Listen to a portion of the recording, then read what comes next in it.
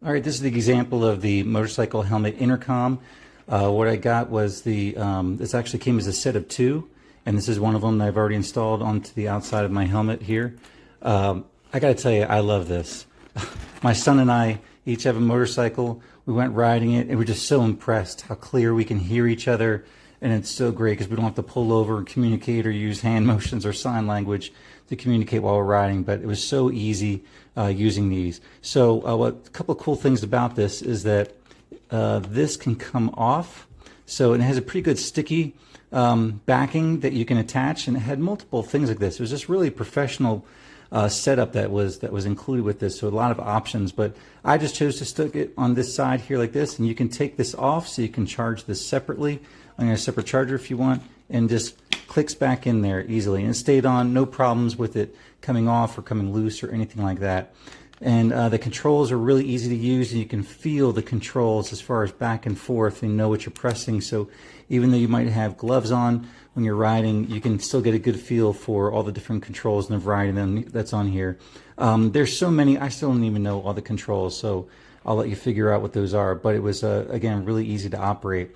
A couple things, I was kind of, because it's the first time I've used something like this, so I had to figure out how to put it in, and so as far as where this would go, and so I ended up, just for future reference if anyone's doing the same thing like me, I just had the wire running through like this, and on the inside of the helmet, and this is a regular DOT, Department of Transportation approved helmet, there's a little pocket in here that I didn't see the first time I was putting these on, but there's a little pocket where the earpiece can go, and it sits inside there, so it's somewhat flush with the rest of the helmet surface.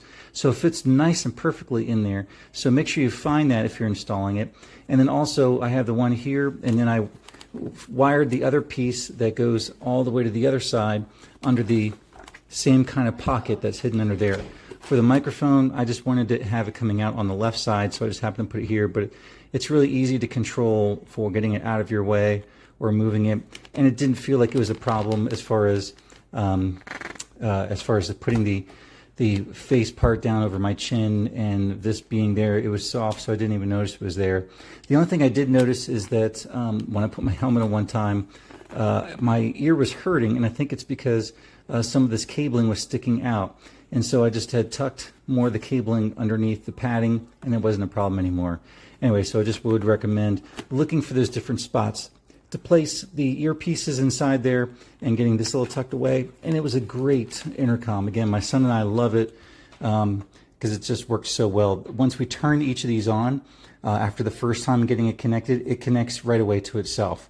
So it's not like you have this long pause and trying to coordinate the connection. We had a few times where it was difficult, but I think part of it was because we weren't syncing ourselves as far as getting it connected on there. So just be aware, once you get it connected, you turn them both on, it's pretty good at finding itself as far as the match and being able to connect to itself. I haven't used the phone operation much on it at all because he and I were just communicating directly with each other. But again, everything else seemed to function just great. Listening to music was really clear and sounded great too, great tones and everything, and again really clear in communicating with my son. What I noticed is that when we're on the highway and riding with these, and I don't know if this is similar to other intercoms, but the further we got away, the harder it was, and I think when it was really windy too, a lot of other distortion that was around us, I noticed a little bit of a gap in hearing each other. But I think, again, it's because of the environment. Then when we were driving in different conditions on some back roads where there's less obstruction and less wind, it was a lot easier to communicate, even though we might have had the same distance between each other.